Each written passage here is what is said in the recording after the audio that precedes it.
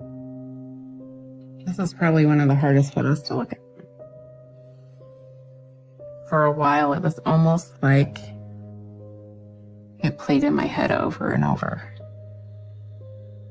And I was outside watching a movie, but it was really something that had happened to me. It was a 3.5-hour fight for my life.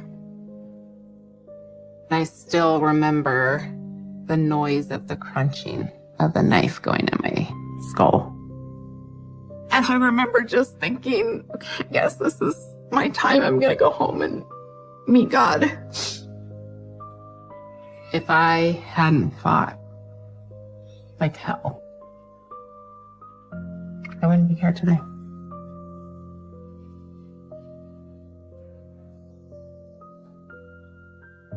You can't always tell the face that evil has. It's definitely not what I thought it would be. I believed if somebody loved God, they were a great person. That really got shattered about 4 years ago.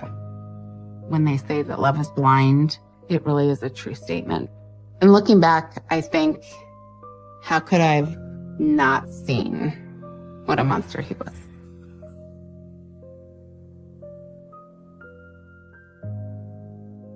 My whole life, I had always visioned having that marriage that God talked about in the Bible. I went on dating websites and I was very specific with what I was looking for. I wanted a God-fearing man that showed it in his life. This was one of the first photos that Sean sent me of himself and his semi-truck that he drove. My first impressions of him was that, he was very handsome. He was sweet. He knew the Bible. When we first started talking, it was a lot about our values and our faith. He told me that he attended church regularly and that he used to take groceries to the elderly, that he was very involved in serving with church. He kind of passed all the little tests that I gave him and kind of met the expectations that I had to kind of move forward with somebody.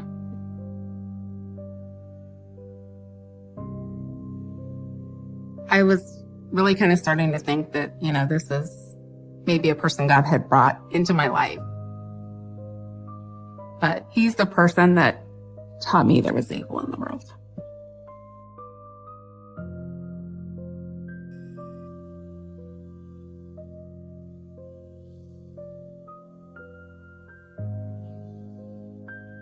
One of our early dates, my church was having what they call Good Neighbor Weekend.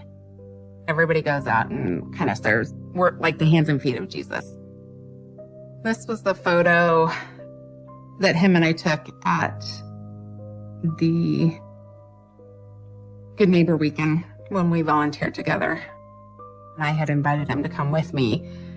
And I almost expected him to just say no, but he kind of said, sure, absolutely. I would love to go with you. Thanks for coming out today. We planted, we, de-weeded, we put rocks down, and it was just a great day. He worked really, really hard, talked to everybody, just seemed like he was a really good guy. And it was just nice to see someone that kind of was wanting to do God's work with me. So we ended up talking about just different things in our past. He told me that he had been married before, but, it was kind of a bad situation. Things didn't really work out between us. His ex-wife had cheated on him. He found her in bed with somebody, and that was kind of the final straw, and he just knew that she wasn't going to change. He ended up beating up the guy that he found his wife in bed with. He went to jail for it and got an assault charge, is what he said. I would have probably done the same thing if the situation was reversed. So that didn't make me think any different of him. He really wants to get married again and have kids and, it'd be forever this time. At the time, I thought he's a great guy. Let's kind of move past this and let's focus on us and our future together. And so, we definitely It moved pretty quick. Years later, I found out that the assault charge wasn't because he beat somebody else up. He didn't even ever find his wife in bed with another person. The assault charge was for attacking his wife.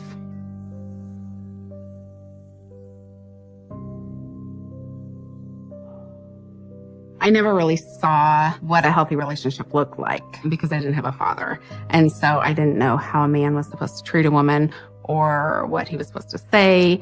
And so I think that affected a lot of my relationships. It wasn't big fights, but what I kind of learned was that what he said went. One day Sean was upstairs working. There was a knock on the door.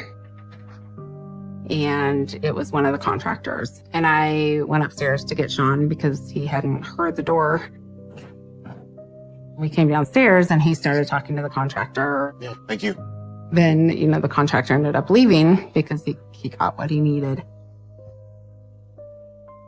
What the hell do you think you're doing? Sean started going off on me and telling me, don't you ever answer the door unless I'm here. Why would you let somebody in? You don't know who he is. I don't trust you, with anybody else in this house. You make sure that you don't have any guys in this house unless I'm here. I don't care if they're contractors. I don't care if they have work to do. If I'm not here, they're not coming in. And he was very mad and in my face and then walked upstairs and walked away. I was very surprised that he got angry, but I believed at the time that he was really trying to protect me.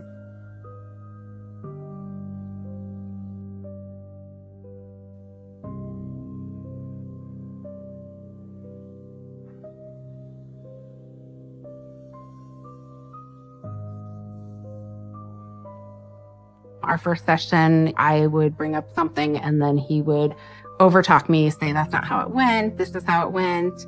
And he would cut me off. He wouldn't let me continue talking to the counselor, or he would let me talk to the counselor. And then he would say, oh, no, that's not how it went. This is how it went. We've had a few sort of It was about 3/4 the way into the hour. And I just remember the counselor saying, okay, I'm going to stop you guys right now. My recommendation is going to be that you guys do not get married. We both were kind of shocked, like, what just happened? We came for premarital counseling. You're supposed to be helping us with the tools to have a better marriage. I didn't feel like she had the right to say that yet because she didn't really know us. At that point, we were in a good place. We were going to church together. We had started praying together, started reading the Bible together. We closed up the session. Sean went to the bathroom. I remember the lady kind of pulling me aside and saying, I just get a feeling that this isn't a good person for you to marry. I said, well, what do you mean? And she said, I just don't think you guys are supposed to be together. And then he came out of the bathroom and we ended up leaving. Have a good night. I kind of took it as, she was a stranger and I kind of knew more about my life than she did, and I didn't see any big red flags. I mean, we were moving in the direction of getting married. That's what I wanted. I think I was just very set on him being a good person and, our lives kind of aligning. And so I wasn't ready to kind of hear that. I used to have a lot of guilt about why I didn't listen and why I didn't see those things. I think things would have turned out differently.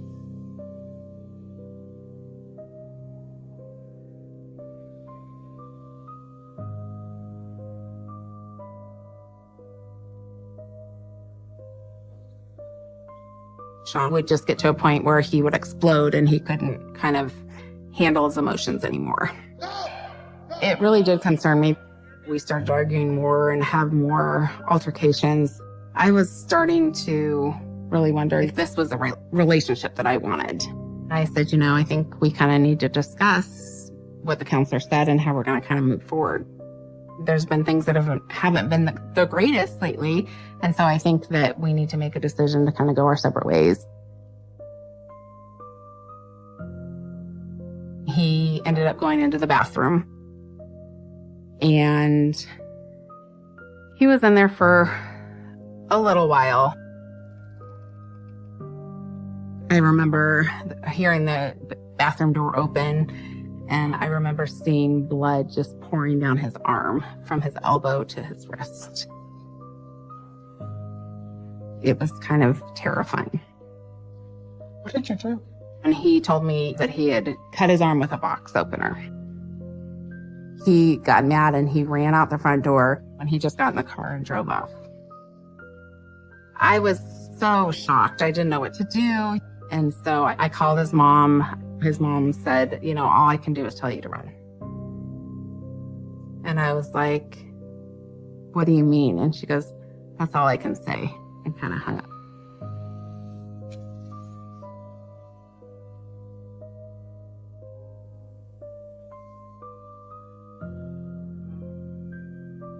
I was worried about where he was. I was worried about whether he was okay or not. I, at that point, didn't know how bad it was.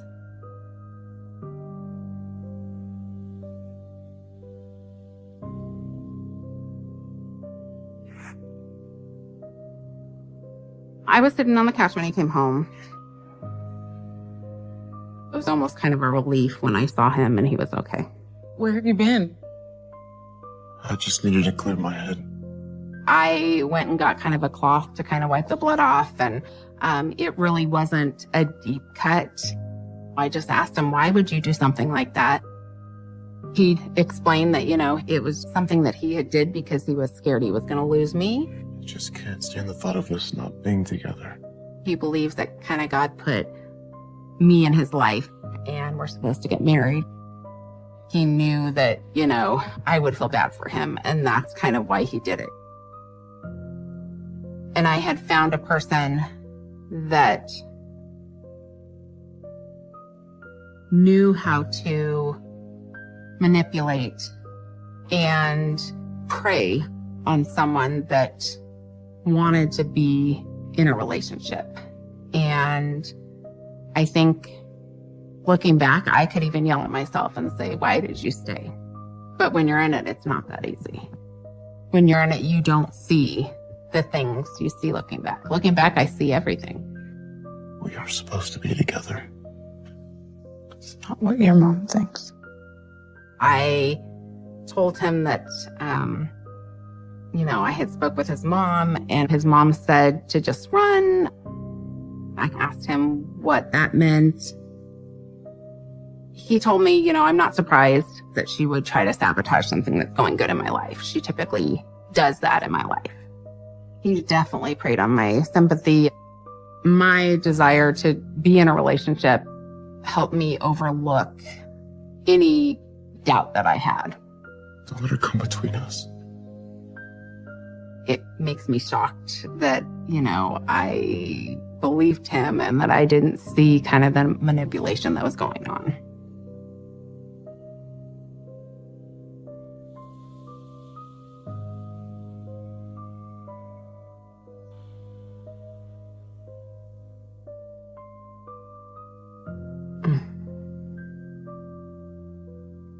This is our wedding trailer. We humbled ourselves and did what Jesus did to the apostles and washed each other's feet. I thought it would be a nice touch to get Sean a knife that said Hubby Sean on it. He had said he was somebody that was patient, somebody that was kind, somebody that wasn't self-seeking. Somebody that would love me and honor me and cherish me. It was something I had dreamed of my whole life.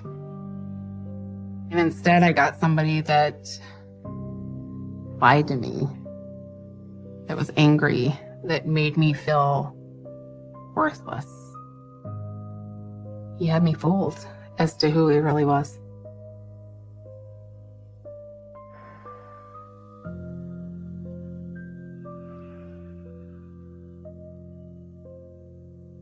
We cherished and wanted this to be a godly relationship. So we didn't have sex till we were married. It was not the intimate, romantic relationship that I thought we would have. We definitely had sex when I didn't want to. I remember one night I was so exhausted and so tired. I just wanted to go to bed. He wanted to have sex. He started kissing my neck. When I said no, I really don't feel like it. I'm really tired. He made me believe that it was something that was wrong with me. He said I was letting him down and letting our marriage down, and I wasn't doing my wifely duties. He knew that me thinking I was not a good wife would be very hurtful to me. I wanted to be a good wife, and I wanted to make him happy. I remember him rolling me over, and I literally just laid there, and, he just had really rough sex with me. Tears started to fill my eyes, and I just thought, is this really what sex is supposed to be? I definitely felt violated. I thought that I was being a good wife by letting him do it. That definitely is rape, and that's not what a good marriage looks like. I definitely felt that biblically I didn't have a reason to leave. He hadn't cheated on me. He hadn't physically hurt me. We had made a commitment for better or for worse. And, this was a worse time right now.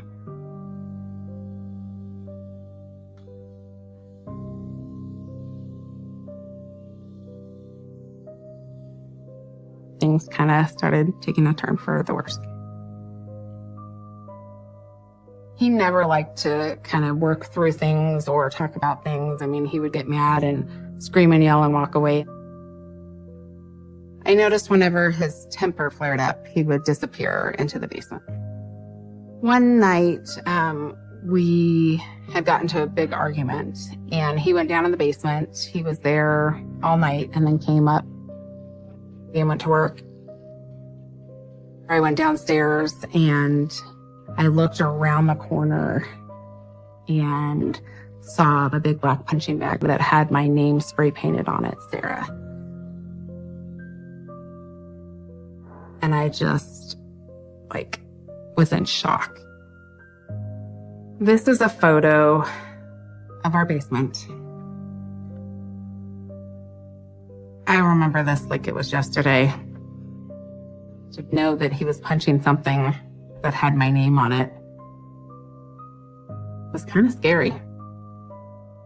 I cringed at the thought of someone spray painting my name on a bag, and that he's literally down there basically beating out of Sarah.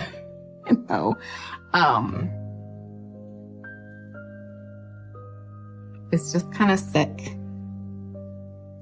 Even though this was in the basement, I never believed that he would physically hurt me. But I was dead wrong.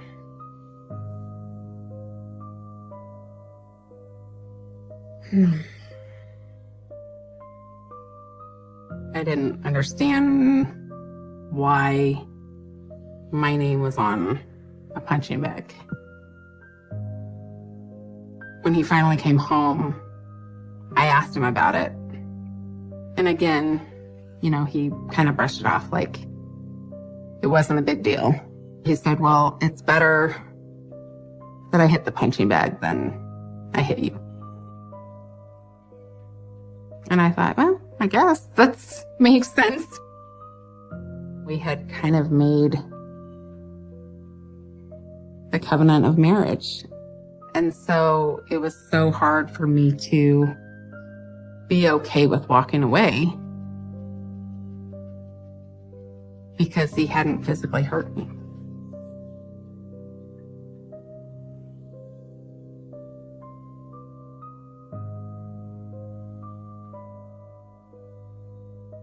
When we were kind of just not connecting like we used to. It seemed like every other thing I said was wrong, or every other thing I did was wrong. We started to have sex less. I was a little relieved that he wasn't coming to me every single day to try to have sex with me. I started to wonder what was going on. He was spending a lot more time on his phone, which kind of made me wonder what he was doing on his phone. He had gone upstairs and I started going through his phone, and I saw that he had placed some personal ads on social media and was looking for married women that wanted to have sex with married men. There was one person that he had been talking back and forth, and he had messaged her and said, "Me so my wife can come home and catch us, and then she'll leave me." I really didn't care because we were not in a good place. But on the other hand, I knew it wasn't right because we were married. I confronted him about the ads, and, he said that, he was lonely. He had never met anybody. He had never done anything with anybody. And so, it wasn't that big of a deal. He always had a reason or an excuse or a way of talking his way out of everything. He wasn't really the godly man that I thought he was, or that he had portrayed himself to be. Even though, we went to church every weekend and attended church, he didn't live that out in his daily life. I started to think that maybe all the things that he had said to me, or all the things that he said he wanted, were lies. This time, I kind of had decided that maybe things needed change, and I decided to kind of go stay at my mom's for a little while. This wasn't a marriage, and this wasn't a place that, God wanted me to stay.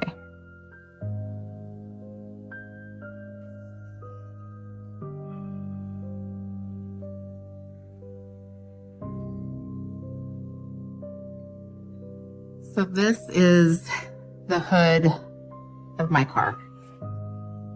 I told him I was going to come pick up the car. And when I got there, it was keyed on both sides from the front to the back.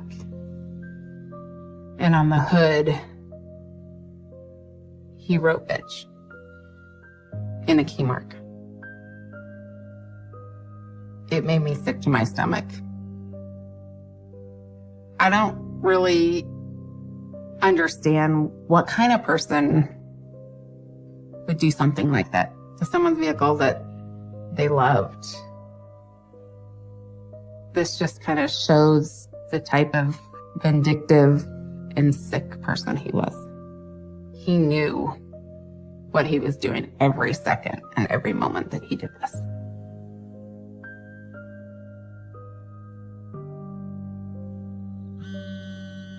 I started getting text messages that were videos from him. He literally was going through every single photo that we had of us. You never cared about me.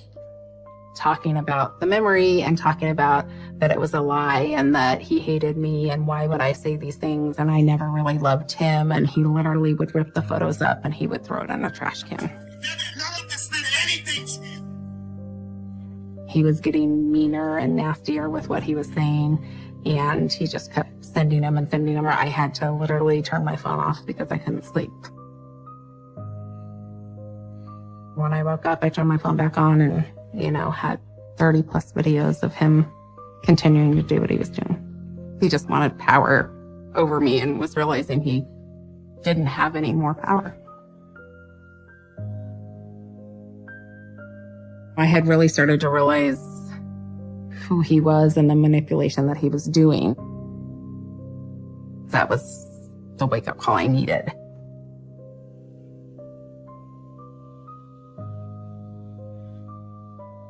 Moving, to Arizona from Indiana kind of gave me my freedom back. I think I believed that once I left and created some distance in between us, that he would be able to leave me alone. And I was wrong.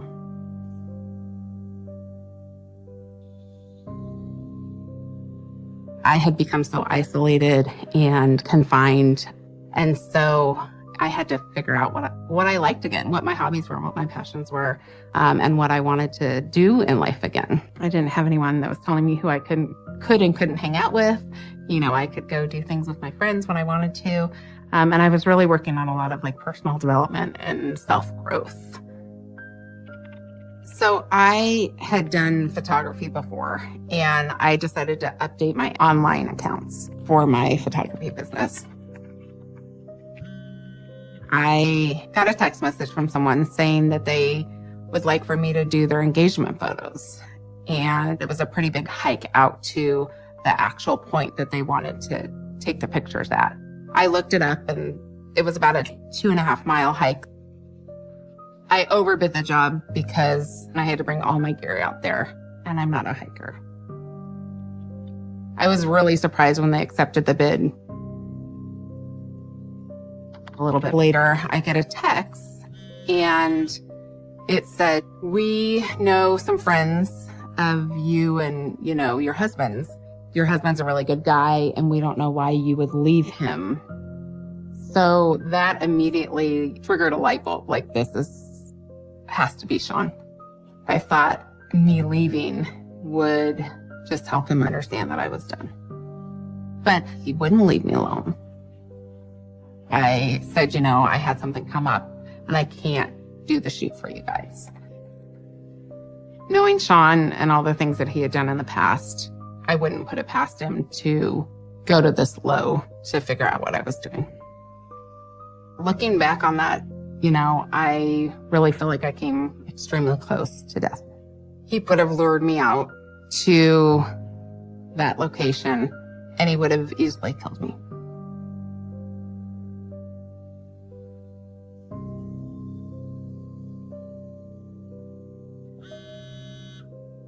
I received a text message. It basically said, "Hey, I am really excited to come out to Arizona. I can't wait to be together. It's like nothing's wrong. Nothing's happened. He's coming. He can't wait to start his life together with me." It took me until the next day to even respond. And I just said, "I'm not interested in being with you." He said that God had told him that it was time that we got back together. I just said, "I have no desire to be back with you. We're separated. We filed for divorce. I've moved on with my life. I wish you the best. You need to move on with your life." I felt like it was a mind game that he was playing. But I also had the security that he didn't know where I lived. So I thought that I was safe.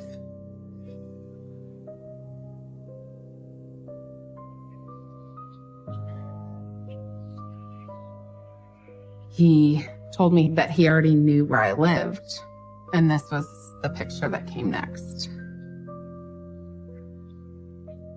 And I was in complete disbelief. He wrote the letter to the last known address and put "Do not forward, return to sender." And they sent it to him. And it had the little yellow sticker on it with my address. When I got this photo, my heart started racing. I didn't want him at my house. The fact that he knew where I lived scared the shit out of me. I still never believed that he would do what he did. I never believed somebody could be that evil.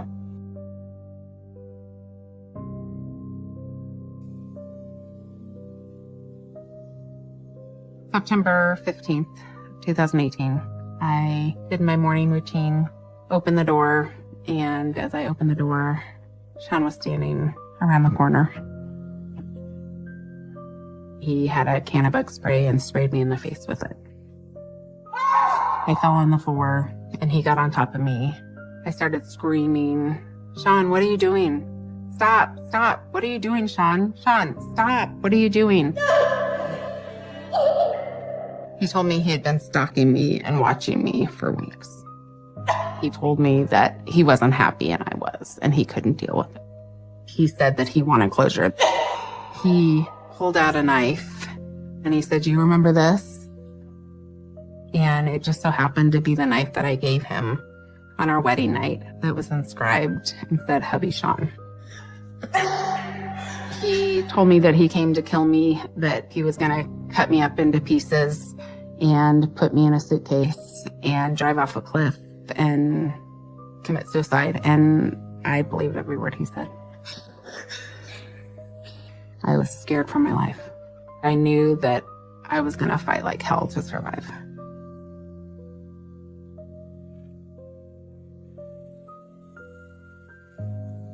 He put a plastic bag over my nose and my mouth and started to try to suffocate me. He said that we were supposed to be married forever and that he could never see me happy with somebody else and having a child with somebody else, and that, you know, if he couldn't have me, nobody could have me, and that, you know, one of us was going to die that day. I remember feeling something go right below my eye, and I didn't even see it because the plastic bag was over my face. I remember hearing crunching and a sound that I will never forget to this day. And all of a sudden, I couldn't see out of my right eye. And I had an excruciating pain that I had never felt before. I had no clue what had happened. You know, I had the bag fully over my face and was trying to kind of get him off of me. I just grabbed whatever it was and pulled it out and threw it.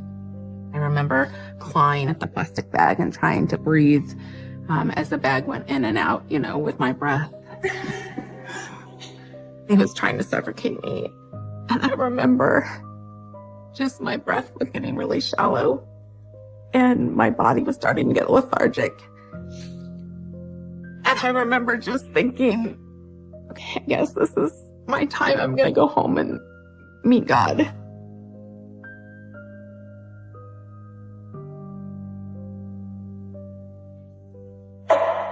It was really scary to know that it could be over.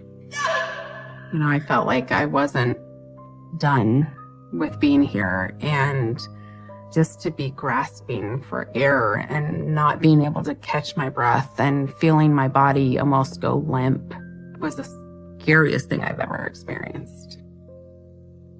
And then I remembered that my mom would be left here by herself and she would lose her daughter. And that just gave me a fight to fight a little bit more. And I was able to get him off of me. The bag came off my face and I could gasp for air and catch my breath. The whole time I'm thinking, how can I escape? I've screamed, I've yelled, nobody has come. I asked him, you know, like, why are you doing this? Then he just said, because we were supposed to be together forever. It was till death do us part, and one of us is going to die today. I was really trying to kind of figure out what he wanted and how to kind of get into his mind to save myself. It was hard to kind of think like a crazy person would think. Try to figure out what he wanted and where he was trying to go with this and what I could say to make him happy.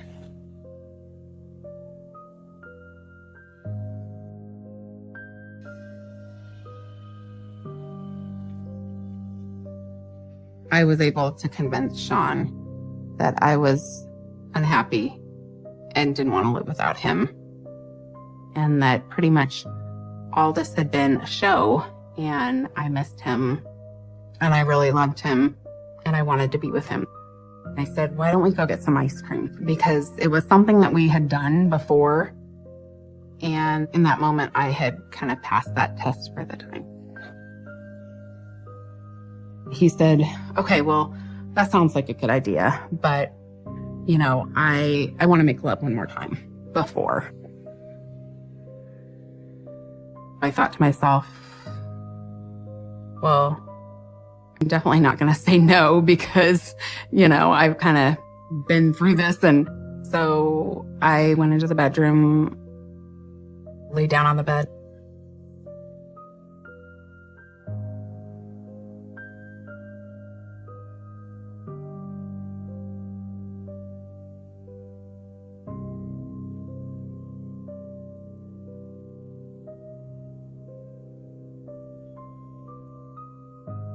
I remember just seeing this group of people. I remember thinking to myself, this is it. if I don't get out now, I'll never have a chance. And I grabbed the door handle, the lock opened, and I was able to get my wrist out. And I just ran as hard as I could towards the people. And I said, help, help. He stabbed me. He raped me. Sean drove off really quick.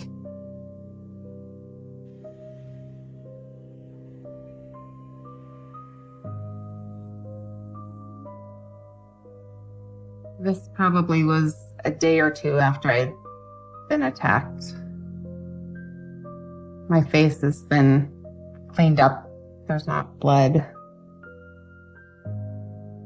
How can someone do this to somebody else? Much less, how can someone that supposedly loves someone and was married to somebody and wanted to spend forever with them do this? He brought a murder kit. He had researched how to stab someone in the eye to kill him. He meant to stab me in the eye with a knife, but because he had the bag over my head, it missed and went below. The cut under my eye is where the knife went in. The eye socket was fractured when the knife went in. I still get twinges in my eye, and I still don't have any feeling in my forehead. I stayed in the hospital for 5 days. My eye was pretty swollen shut. They told me it would never open again. I think that he really took the vows of till death do us part. I mean, he told me I was going to die that day.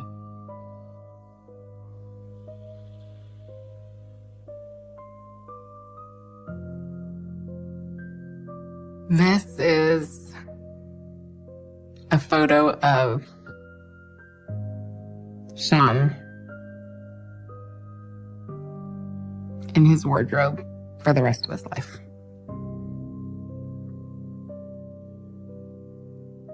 He actually kind of hated the color orange, so it's kind of funny that that's what he gets to wear. I hope that someone shows him the same evilness that he showed me.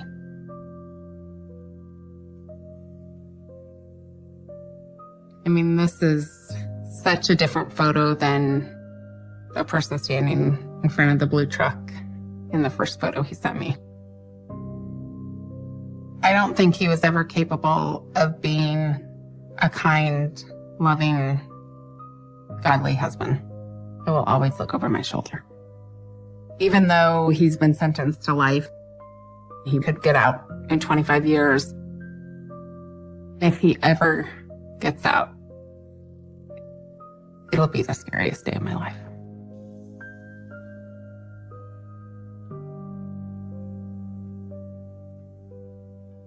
My faith today is stronger than ever. I believe that God is using the bad situation to help others kind of get out of a situation that they're potentially in. I felt a lot of guilt that if I would have just walked away, I would have my vision and I wouldn't have pain constantly. But I'm put here to help others and to really create awareness around this.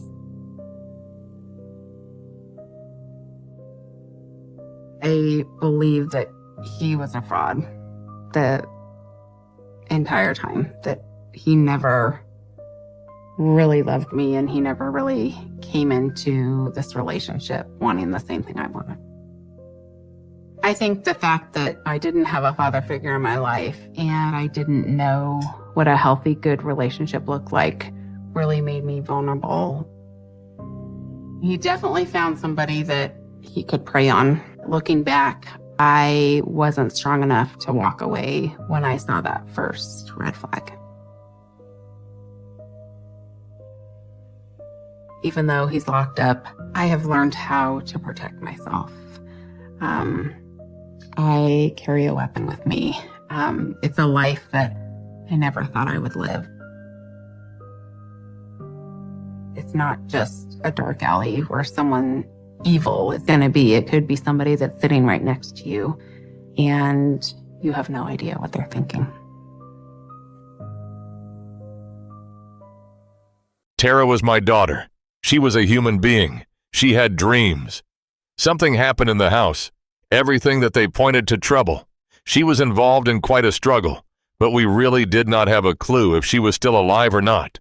Any idea that I had that this case was going to be routine went out the window. It was a nightmare for a very, very long time. A ribbon was found in the front yard. We're hoping to talk to you for a few minutes. Somebody had driven a vehicle within a few feet of the front door. They just know I know more than what I'm saying. It's in my blood to close the case for the family. That's what I do. I would never just let it go. Never, never. It's just another day. I had to be to work early, so I didn't wake anybody up when I left the house. Tara's brother and sister were getting ready to get on the bus. I have 3 children. Tara's my oldest. Tara was sleeping. So I went to Tara's room. She shared with her sister, and I believe the covers were over her head. The night before, Sharon had asked 19-year-old Tara to stay home the next day to deal with the plumbers who were due at the house to look at a septic tank problem. So I woke Tara up to let her know that I was leaving and that the septic company was coming. She had her earrings and she had her hair still with the ribbons, and as normal. I told her I loved her, and then I went to work. When I left work, I just went directly home, and I pulled up. I seen Tara's car was still in the drive in Veronica. She said, "Tara's not here." I said, "Where's your sister?" She told me she didn't know. And then I looked in Tara's room, and I could see all of her stuff was there. Keith had called me at work. I knew something was wrong, and I immediately left work. There's no way that Tara would have not told us where she was going or what she was doing. And I remember crying and praying to please don't let nothing be wrong with my Tara. Taking care of Tara and her siblings was one of the main reasons Keith and Sharon moved here from Scranton, Pennsylvania. We made the move to Florida to try to make a good life. You know what I mean? Like, you know, we heard about the schools and everything down there. You live there a year, then you go to college for free. So we thought, you know, that would be great for Tara, too. What attracted me to Punta Gorda was it was a safe area. You know, it wasn't like a part of Florida where it was like real crazy and wild. Arriving in late summer, in time for the kids to start at a new school. They rent a house in a quiet neighborhood. We were very family-oriented. We attended all functions together, every cheerleading event, every violin concert. Tara and I would go shopping. Of course, we both loved to dance. We just enjoyed spending time no matter what it was. Tara liked to hang out with her friends, played softball, loved cheerleading. Tara was popular for many reasons. You know, her kindness, her outgoingness, and she cared about others. Tara worked in the Port Charlotte Mall in a jewelry kiosk, and she liked it. Tara wanted a belly button ring. She thought that it was pretty, and it looked good on her. I wasn't too thrilled with it, but I couldn't tell her no. I mean, she was old enough to make her own decision anyway. Even though Tara is technically an adult, she always tells her parents if she's going out. So when Keith arrives home that evening to find her missing, he's immediately concerned. Her purse was there. Her car keys were laying out and stuff. I mean, she'd definitely take her purse with her, and I know she would never leave the door open. I mean, it's just the type of girl she was. And I'm just looking through the rooms. When I looked in our room, I opened my drawer, and I looked in there. My jewelry was gone. My money was gone. Everything pointed to trouble. I just called the sheriff's department right away. When I got home, there was a police officer there already, and I just was concentrated on, you know, Tara's not here. Like, my daughter's not here. I know my daughter. Something isn't right. And they try to say that maybe she was at a football game or she was here or there. But I kept expressing, I know my Tara. She would not just leave without telling us. My Tara would never, ever do that. Initially, they treated it as a burglary. But that first hour that she was gone, that Sharon had gotten home, she knew. And no one would listen. Something about, oh, she's an adult. It's bulls. That, plain simple. You know, I don't care if your child's 3 or your child's 90. It's still your child. I'm trying to do this nicely, but it's very hard. I get very angry with the way it went in the beginning. It was very frustrating. I felt like I wasn't being heard. The patrol officer writes up a report on the stolen items and interviews 2 neighbors who saw nothing suspicious. Our hopes were that Tara's going to appear. She's going to make a phone call to Mom. Dad. Hey, sorry I didn't call in last night. And it'd all be done and over. That was the hope. Keith and Sharon called friends to help them look for Tara. We're in the house. And our one friend was like, "What's this? Is this Tara's earring?" And you had to pull it out of the carpet. It wasn't just laying there. It was embedded. That was the one when Tara was wearing the day before. You just think of why are they embedded in the carpet, and it wasn't a good conclusion in my head. So that was frightening. By this time, I was out of my mind.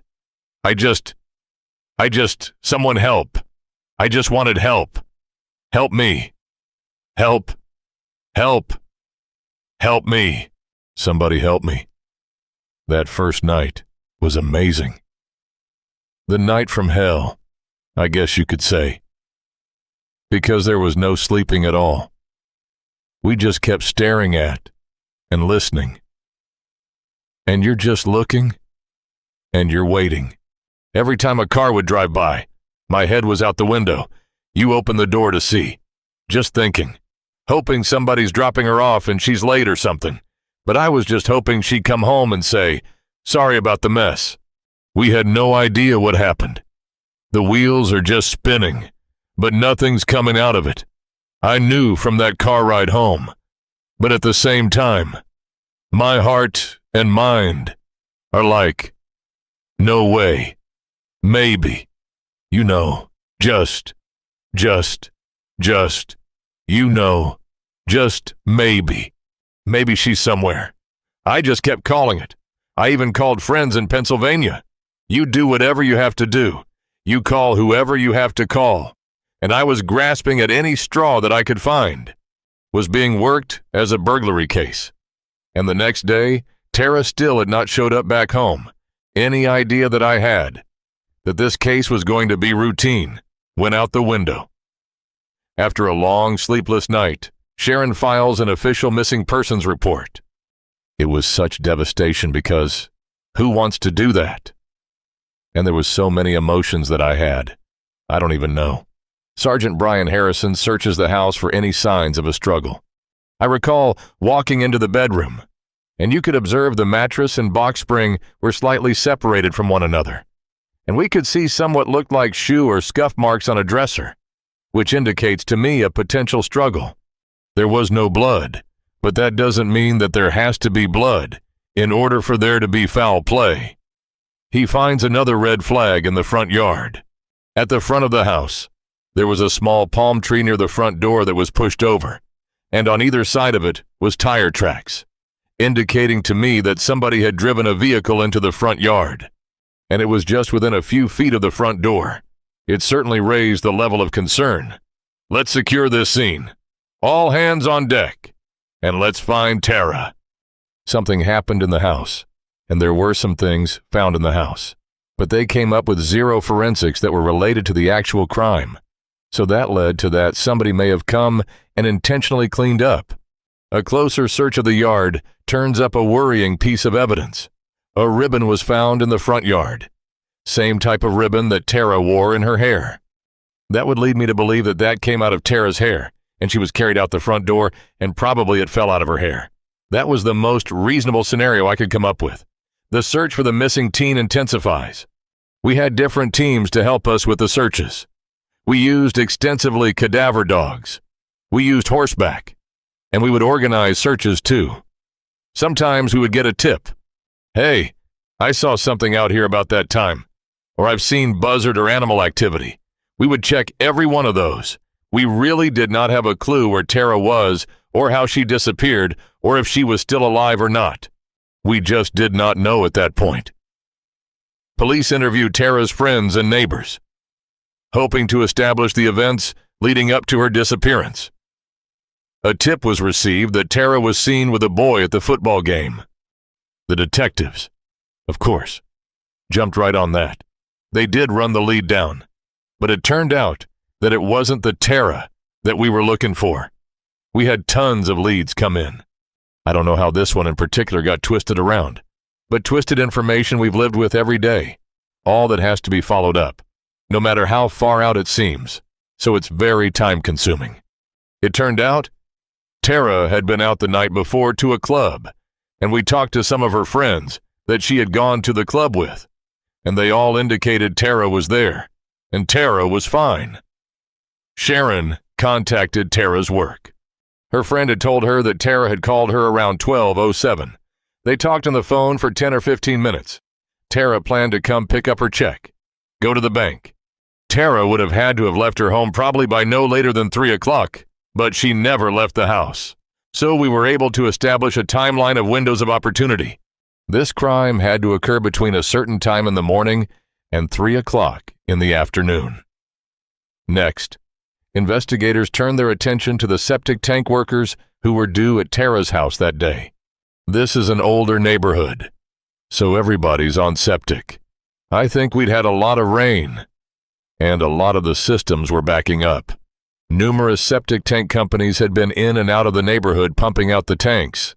A lot of people were outside of their homes because when it backs up in the house, that's not where you want to be. You want to be outside in the fresh air. So people coming and going to the neighbor's house throughout the day. A couple of workmen at the neighbor's house observed a white pickup truck in Tara's driveway up to about 2:15 or 2:30. The neighbor saw a white truck pull in, and she knew the person who was in the truck with another person. They waved at the people next door. Sergeant Brian Harrison immediately tracks down the driver of the truck, Phil Barr, who runs a company called ABC Septic. When I spoke with Philip Barr and asked him if he was at Tara's residence the day prior doing some septic work, and he said, "Yes, I was. And in fact, I can show you the paperwork." He stated that his partner, David McManus, had knocked on the front door and had contact with the young lady at the house. The two of them ended up leaving and no other contact with her. Police also talked to Barr's live-in girlfriend, Linda Dilley, to corroborate his account. Part of Phil Barr's alibi for that day was he had been talking with Linda Dilley in the morning at least twice, maybe 3 times, just chit-chatting. Phil said they had made plans that he would run to the store and buy some steaks. And Linda said when she got home around 1:30 for lunch that Phil had left a note saying that there were steaks in the refrigerator. McManus and Barr say they briefly entered Tara's house to test the toilet. Barr tells investigators that he saw a young man in the bedroom. As I recall, he was sitting on one of the beds. He described him as a young man with dark hair. It could be a boyfriend, someone that the family doesn't know about, that perhaps they left the house together. They could be anywhere. Then we received information from the kids that lived next door to Tara that there had been a 17-year-old boy that had been cutting the grass of the neighbor's house. These kids said that he ended up having a bunch of change in his pocket. And this kid had some sort of criminal history. Gandy and his team wonder if the boy with the loose change is the same person Phil Barr and Dave McManus saw in the house. Of course, one of the items that was indicated missing from the home was change from Keith Drescher, so he obviously came up on the radar as someone we needed to talk to. This was huge. This person might be responsible for the disappearance of Tara. There was a kid that had been mowing lawns in the neighborhood and that had a substantial amount of change in his pocket. And of course, those are the kinds of things you chase down to try to discover where did he get the change from. Is the change missing from the house? He lived about probably 3 blocks from Tara on a different street. So we tracked him down. He was actually on his bike riding the next day and indicated that. Yeah, he had cut the grass, but he didn't know Tara, hadn't been into her house, didn't have anything to do with taking change out of the house. He did have an alibi that was checked, and the majority of change that was taken from the house was silver coins, and he had pennies in his pocket at the time. We were not able to establish that he had anything to do with our case. Weeks passed with no trace of Tara and no new leads. Tara's 20th birthday is fast approaching. We still hope that she's coming back. So we still have a birthday party for her. So presents were bought. And I'll never forget this. I was going to open a present, and my son said to me, he said, "Mom, what are you doing?" I said, "Well, I'm going to open one of her presents." And he said, "No, you're not." The kid said, "No, absolutely not. Just leave it there. When she comes home, she can open it. Just leave it there. She'll get it when she gets here." So, just break your heart. So her presents sat on the bed for months. Till we found her. After 284 agonizing days and nights. A terrible discovery is made, 10 miles from Tara's house. A construction worker had to go to the bathroom. So he decided he would drive down this long dirt trail. And he walks a couple feet, I guess, and then notices what he believed was a human skeleton. We bring in an excavation team, and we painstakingly slowly go through every piece of grass and weeds and dirt and clumps and roots around that area looking for evidence. The rain. The elements of Florida are very rough on a decomposing body like that. The decomposition is going to be much more rapid in the heat, and it doesn't take long.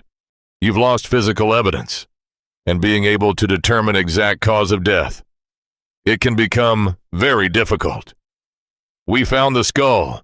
We found some long bones, and some of the smaller bones, and some of the rib bones. But we only recovered less than half of the true number of bones that are in a person's body. They found a belly button ring. Saw. That's, we knew right then and there. We didn't. We didn't need any more proof. We knew. But you have to wait for verification. DNA. Dental. Everything. The medical examiner. Once he'd recovered the bones, the teeth were compared to dental records from Tara and were positively identified. The results of that autopsy indicated to us that she was involved in quite a struggle. We were able to determine through the forensic anthropologist that she did have injuries to her ribs that were consistent with being caused at the time of her death. So, that evening, I went to Tara's mom's, and we pulled up out front and walked up to the door. She, of course, knew this was coming someday in her heart, and she reacted how you would expect a mother to react. It was a horrific day. You know what they're coming for, and it just makes it real that you're never going to see your daughter again. I had a whole lot of anger, a whole lot of guilt. I don't know how to explain it, but just started crying. How can someone do that to someone else? How can they just not care? I can't imagine having to live through that and having to hear those words. It's heartbreaking. I just wanted answers. I wanted something done. I wanted someone to pay for what they did. I wanted justice. Even after her body was found, there was really nothing to indicate who was involved with Tara's disappearance and ultimately her death. So you're trying to develop leads and develop information, but we're still in the dark about what had happened. For the first time in many months, investigators get a new lead. We discovered that a subject by the name of William told his girlfriend that he was actually called by Tara that day to come and sit with her because she was concerned about some workers coming to the house. This individual, William, sort of resembled the person that Phil said he had seen in the house. It was just the person responsible for Tara missing. It needed to be explored and eliminated one way or the other. We just wanted to determine, first of all, was he even there that day? And if he wasn't, why did he make it up? So I contacted him, talked to him on the phone. Initially, he said that he had been to the house, but Tara wasn't there. So I got him to come in to give us a sworn statement. He said, that's not true, that he had told his girlfriend that he was at Tara's house to make her jealous. William turned out to be just a kid who wanted to make himself look like he was more of a ladies' man than he was. As the years go by, fresh information dries up. At some point, you completely run out of leads. And then, of course, I retired. So I didn't have everyday contact with the case. The case of the murdered teen goes as cold as a winter's day in her hometown of Scranton, Pennsylvania. It's frustrating when you don't have any leads to follow, but those cases are never closed. Detectives that are working in the major crimes unit will be assigned old cases to work on them when they have time, which never comes. Quite honestly, you cannot work cold cases part-time, and that's just the facts. And then in 2009, the sheriff asked me to come in and start a cold case unit. It gave me an opportunity to continue the work on Tara's case, to give it a fresh look. It's a unit made up of retired police officers, detectives, investigators who are not from the area, not from the agency, who would be able to devote 100% of their attention to these unsolved cases. You get 3 different perspectives from old guys who have done this for their entire life. We start at the beginning of the file box, and sometimes these file boxes are a mess. Actually, all the time. These file boxes are a mess because they've been gone through so many times by so many different people that there's little organization there. A cold case is not an easy case to work because you're second-guessing work that had already been done. What I like to do is just sit back and stare at it. If you stare at it long enough, you're going to start seeing things, and we will find errors 99% of the time. What jumped out at me was the fact that we had 2 individuals, Philip Barr and David McManus, the septic workers, and that both of their stories when they were initially interviewed appeared to conflict with each other. The stories differed in the number of times that they were at Tara's house on that day, the description of what Tara was wearing, and where they parked Bill Barr's truck. I met Sharon, Tara's mother, after we were assigned her daughter's murder case. I went and visited her when she was living up in Maryland. By this time, Sharon has left Florida. Her marriage to Keith breaks up under the enormous strain of the case. I went there to open a line of communication, and I figured it was going to take about an hour. It was about 4 hours.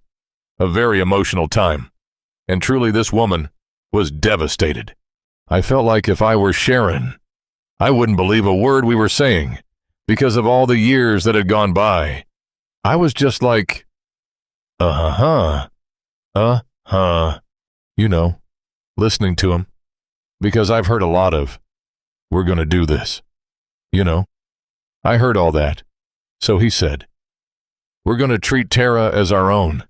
And I believed him. They were just always there, no matter what. We look at every document, and it was probably 12 boxes, 14 boxes of documents.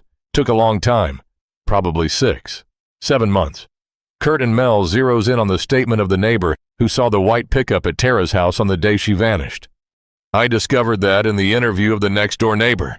She had told the officer that her sister-in-law was present, but she had not identified her sister-in-law. And there was no formal interview in the file. I thought, well, who was this particular lady? And we need to talk to her.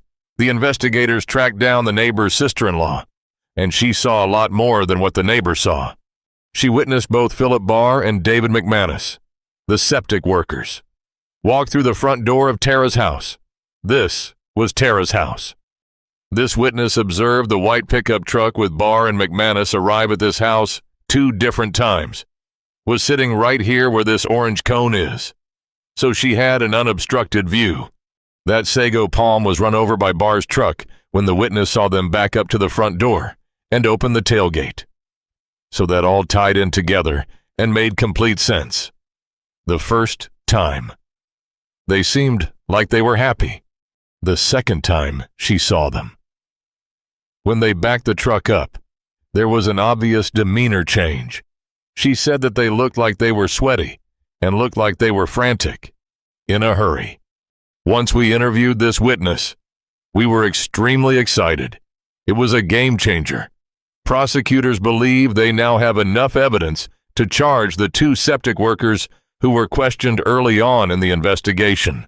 David McManus was arrested in Cumberland, Maryland, at his home. They believe I'm involved. Yes, sir. But we did not know where Phil Barr was at the time. We were able to track Phil Barr down. Philip Barr was sort of on the run. He had assumed a different name and was living up in the Vermont area.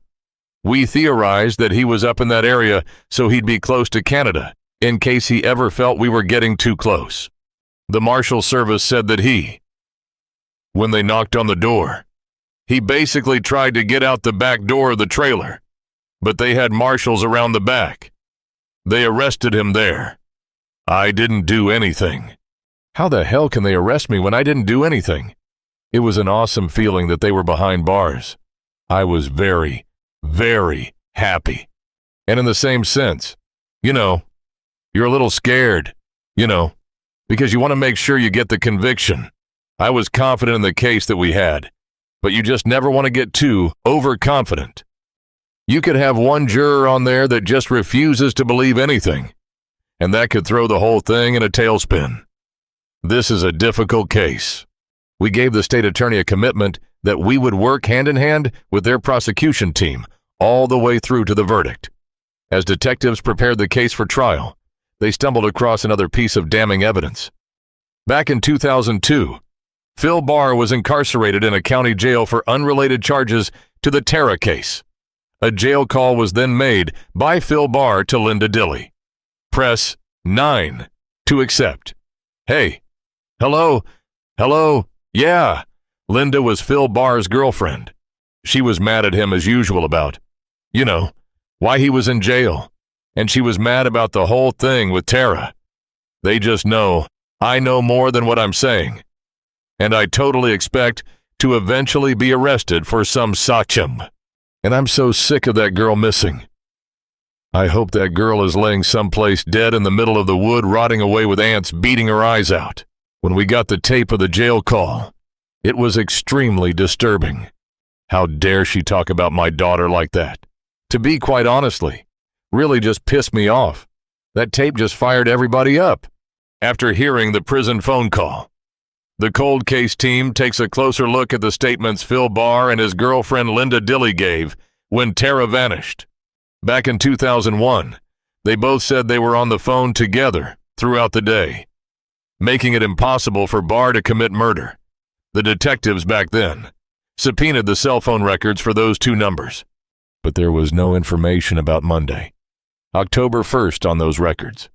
I discovered it was because the service had been terminated for lack of payment and not reestablished by the phone company until October 17th, 16 days after Tara's disappearance. Supposedly, they had talked on the cell phone several times. Clearly, that was a lie. So Linda Dilley was criminally charged with 2 counts of perjury in a capital murder case. She could have done many years in prison. Linda's attorney approaches the prosecutor looking for a plea deal if Linda will agree to testify. The detectives try another approach to persuade her to talk candidly. I contacted the FBI Behavioral Analysis Unit in Quantico, Virginia. We agreed that we would get 2 female FBI agents, and one of the females was tasked to be more of the caring mom, sister type, and the other one was to be very regimented and more of a law enforcement individual. Linda Dilley consistently said she didn't think Phil Barr had anything to do with Tara's murder. I pulled the gun on Philip, and I told him, if I ever find out you have anything to do with this girl's disappearance, I will throw you in the car. Excuse me? I actually shoved it down his throat, and he never told me anything. Linda Dilley was very protective of Phil Barr from the very beginning, and that was part of the character profile that was developed over a period of time based upon input from the Behavioral Analysis Unit. But she started providing us information that she suspected that Phil Barr was involved in illegal drugs right around the time that the Tara case occurred in 2001. Over 3 days of questioning, the FBI interviewers coaxed Linda into revealing more about what really happened that day. There's so many reasons to do that. Linda, we've got grandkids. We're looking at jail time. You can unburden yourself, and you can help Tara get justice. You just have to tell us everything that you know. She blurted out that she saw a body in the driveway wrapped in a beige sheet. And then when she realized she said that, she instantly had to come up with a reason why that wouldn't be bad for her. They had killed a hog. And I think they were trying. They were wanting to fit it in my trunk. And I wouldn't let them. But basically, yeah, it was in a body. But it was a hog's body.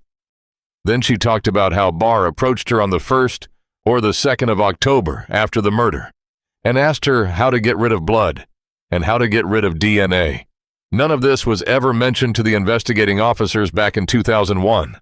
Subsequently, she made a deal with the state attorney's office to testify against Phil and Dave. They both deny any involvement and plead not guilty. They're tried separately, with Phil Barr first to face both justice and his former girlfriend. Some 14 years after the murder, a packed courtroom finally hears exactly what happened that awful October day back in 2001. Our theory is that, when they got in the house, Dave kept Tara busy while Phil went into the master bedroom. And he stole what he could, put it in his pocket. I think drugs had something to do with it. I think probably there was a combination of they saw a pretty girl and they needed money for drugs. Terror probably caught them, confronted them. And we feel she was killed, or definitely incapacitated in the house. They panicked, fled the house, and they made a trip or two back to the house to clean up and to get the body. Jury deliberates for just 90 minutes before returning a verdict when I heard the word guilty so many emotions again, just of happiness, relief. And I just remember hugging my children and, just like we did it. Actually, I was surprised at my reaction because I expected to jump for joy and scream and holler, and I had a little bit of that. But our job wasn't done. We still had one to go. Dave McManus is tried and convicted 2 years later. Like Barr, he is sentenced to life in prison, life without parole, both of them. And you know what I say, I hope they live to be 100. I hope they think about it every day. We hugged each other, and we were ecstatic. I mean, we couldn't have been happier. It was a nightmare for a very, very long time. If it wasn't for the cold case unit, I don't believe I would have justice. They will be in my hearts forever. I was thrilled. These people were taken off the street. Justice was served, as much as justice can be served, for such a heinous crime. Victims of cold cases do not deserve to be a box on the shelf. They are human beings. What I'd like to say to other families is, never give up hope. Never give up fighting. Do what you have to do to get justice for your loved one. I believe in forgiveness to some extent, but I will never, ever forgive those men for what they did and what they took. They took my soul for a long time. Yeah, they took a lot. But you know what? They'll never take my memories. They're mine.